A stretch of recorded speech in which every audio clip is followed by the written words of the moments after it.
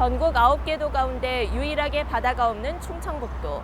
도민들은 바다를 보려면 승용차로 2~3시간을 이동해야 합니다. 충청북도는 미래해양과학관 건립을 위해 3번째 도전 끝에 지난해 12월 예비 타당성 조사 대상 사업으로 선정됐습니다. 이 사업의 성공적인 추진을 위해 이시종 지사는 미래해양과학관 건립 당위성을 적극적으로 홍보하고 나섰습니다. 이 지사는 지난 4월 세종 컨벤션 센터에서 열린 2019 해양수산 대토론회에 참석해 과학관의 충북 건립이 필요한 이유를 설명했습니다. 확대간부 회의에서는 충북 건립 당위성을 국민에게 대대적으로 홍보할 수 있는 방안을 검토하라고 지시하는 등 바다를 얻기 위한 충청북도의 분주한 발걸음이 이어지고 있습니다. 충청북도도 도민의 염원을 정부에 전달하기 위해 서명운동을 온 오프라인에서 활발히 하고 있습니다. 또한 한국개발연구원의 예비 타당성 조사로 추진되는 국민의견 설문조사 준비도 한창입니다. 제가 물고기를 너무 좋아해요. 그래서 이번 주에도 바다를 보여주려고 대천을 가기로 했었거든요. 근데 동네에 가까운 곳에 물고기를 볼 수 있고 관찰할 수 있고 체험할 수 있는 곳이 가까운 곳에 생기면 정말 좋을 것 같아요. 바다가 너무 멀리 있어서 좀 저희가 가기에 좀 불편한 감이 없지 않아 있는데 좀 여기 가까이 있는데 생기면은 좀 저희도 자주 갈 수 있고 가족끼리 여행도 갈 수 있고 그래가지고 조금 저희한테도 좀 유익하고 좀 아이들한테도 좀 유익할 수 있을 것 같아가지고 좀 가까운 데 생기면 좀 되게 좋을 것 같아요. 설립됐으면 좋겠습니다. 미래해양과학관은 1,150억 원을 들여 지하 1층, 지상 3층 규모로 건립됩니다. 충청북도는 수족관 위주에서 벗어나 해양 로봇, 바이오, 해저 상태 등 미래 해양과학 기술과 교육에 초점을 맞출 계획입니다. 미래해양과학관 건립 사업은 정부의 예비 타당성 조사 통과를 남겨두고 있습니다. 한국개발연구원은 사업 경제성과 입지 발전성 등을 검토해 10월경 결과를 발표할 예정입니다.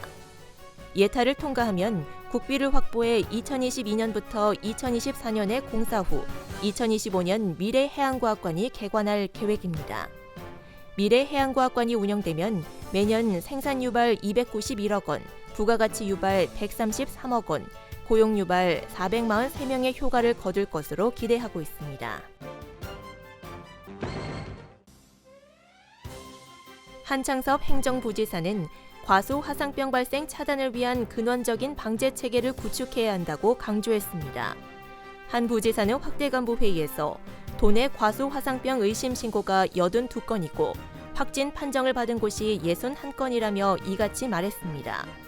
또한 충북의 과수 생산 기반이 심각한 타격을 받을 수 있는 매우 심각한 상황이라며 방제약제 추가 살포, 미생물제 과원 소독, 연막 소독 등 추가로 마련한 긴급 대책을 추진하라고 지시했습니다. 이어 농촌진흥청, 시군과 협력해 근원적 방제 체계를 마련하라며 과수 화상병 확산 방지에 힘써줄 것을 주문했습니다.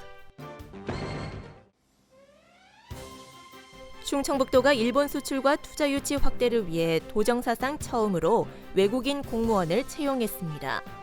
충청북도에 따르면 일본 국적의 한다 겐지 씨를 지방 시간 선택제 임기제 다급 공무원으로 임용했습니다. 한다 겐지 씨는 충북도청 국제통상과에서 근무하며 경제 분야를 중심으로 일본과 관련된 도정 전반을 지원할 예정입니다. 충청북도는 국제통상 환경 변화에 선제적으로 대응하고 글로벌 경쟁력 강화를 위해 도정사상 처음으로 외국인 전문가를 공무원으로 채용했다고 설명했습니다. 충청북도는 6월 1일 기준 도내 등록 차량 49만 3,738대에 대해 1분기 자동차세 486억 원을 부과했다고 밝혔습니다. 이는 전년 동기 대비 1,407건, 21억 원이 증가한 수치입니다. 시군별로는 청주시가 256억 원으로 가장 많았고 충주시 70억 4천만 원, 제천시 44억 원 순으로 뒤를 이었습니다.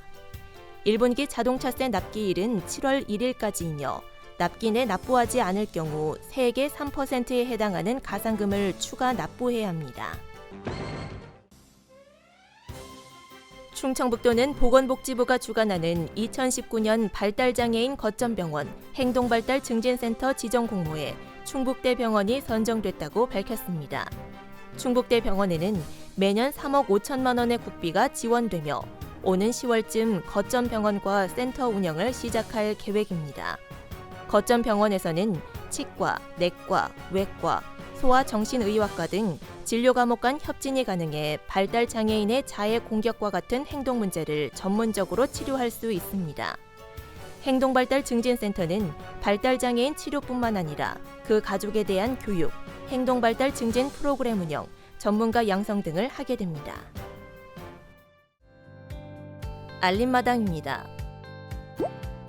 제천시가 내년부터 5년간 매년 상수도 요금을 8%씩 인상합니다. 제천시는 상수도 시설을 확장하고 유지 관리하는 데 있어 급수 수익이 감소해 재원이 부족해졌다며 인상 이유를 밝혔습니다.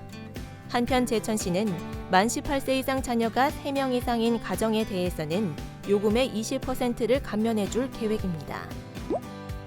공무원을 상대로 한 폭언과 폭행 등에 대처하기 위해 충주시청 민원창구에 비상벨이 설치됐습니다.